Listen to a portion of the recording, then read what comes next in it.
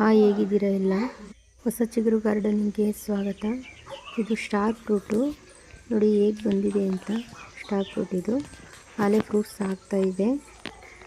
ತುಂಬ ಬಿಟ್ಟಿತ್ತು ಆದರೆ ಎಲ್ಲ ಬಿದೋಗಿ ಅಷ್ಟು ಮಾತ್ರ ಇದೆ. ನಾನು ಸೀಡ್ಸ್ಗಳು ಹಾಕೋಕ್ಕೆ ಕೋಕೋ ಬಿಟ್ಟು ಮಣ್ಣು ಎರಡು ಮಿಕ್ಸ್ ಮಾಡಿ ಹಾಕ್ತಿದ್ದೀನಿ. ಬರೀ ಕೋಕೋ ಬಿಟ್ಟನ್ನೇ ಹಾಕಿದ್ರೆ ಇನ್ನೂ ಚೆನ್ನಾಗಿ ಬರುತ್ತೆ. ನನ್ನ ಹತ್ರ ಇತ್ತಿಲ್ಲ, ಅದಕ್ಕೋಸ್ಕರ ನಾನು ಮಣ್ಣನ್ನು ಸೇರಿಸಿ ಹಾಕ್ತಿದ್ದೀನಿ. ನೋಡಿ ಸೀಡ್ಸ್ ಎಲ್ಲ ಹಾಕಿ ಪ್ರೆಸ್ ಮಾಡಿ ಹಾಕ್ತಿದ್ದೀನಿ. ಅದು ಬಂದಮೇಲೆ ಪಾಟ್ಗಳಿಗೆ ಸಿಪ್ ಮಾಡ್ತೀನಿ ಅದನ್ನು, ಗಿಡಗಳನ್ನ ನೀರು ಹಾಕಿ ಒಂದೆರಡು ದಿನಕ್ಕೊಂದ್ಸಲ ನೀರು ಹಾಕಿದ್ರೆ ಸಾಕು. ಇದು ಬರುತ್ತೆ ಗಿಡ. ನೋಡಿ ಈಗ ಬಂದಿದೆ ಗಿಡಗಳು.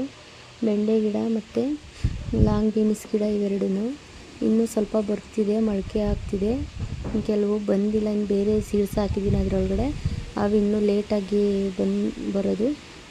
ನೋಡಿ ಇವು ಪಾಲಕ್ ಬೀಜ ಮತ್ತು ಸಬ್ಸಿಗೆ ಸೊಪ್ಪಿನ ಬೀಜ ಮತ್ತು ದಂಟಿನ ಸೀಡ್ಸ್ ಇವು ಹಾಕ್ತಿದ್ದೀನಿ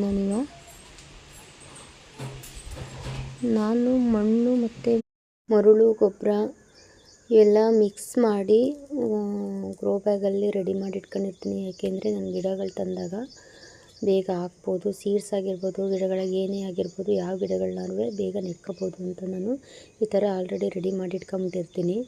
ಈಗ ಸೀಡ್ಸ್ಗಳನ್ನ ಹಾಕಿದ್ದೀನಿ.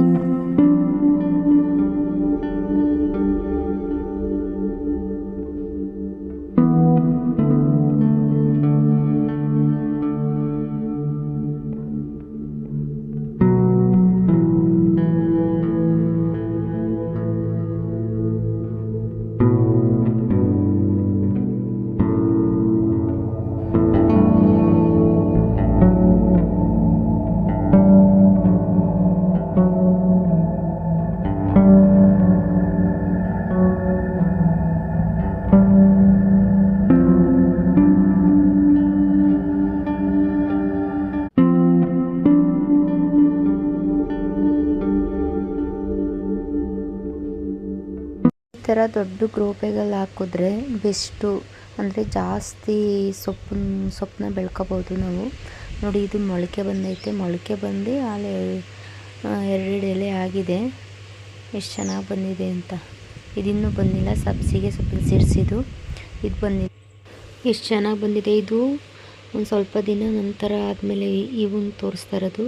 ನೋಡಿ ಇನ್ನು ಈಗ ಎಷ್ಟು ಗ್ರೋತ್ ಆಗಿದೆ ಅಂತ ಸೊಪ್ಪು. ನಾನು ಮಧ್ಯಾಹ್ನ ಬಿಸಿಲು ಬೀಳಬಾರ್ದು ಅನ್ನೋಕ್ಕೋಸ್ಕರ ನೋಡಿ ಅದು ಸಬ್ಸಿಗೆ ಸೀಡ್ಸು ಈ ಥರ ವೇಲ್ ಹಾಕಿದ್ದೀನಿ. ಮಧ್ಯಾಹ್ನ ಬಿಸಿಲು ಬಿದ್ದರೆ ಅದು ಗಿಡಗಳು ಒಣಗೋಗುತ್ತೆ ಅನ್ನೋಕ್ಕೋಸ್ಕರ. ಈ ವಿಡಿಯೋ ಇಷ್ಟ ಆಗಿದ್ರೆ ಥ್ಯಾಂಕ್ ಯು ಸೊ ಮಚ್.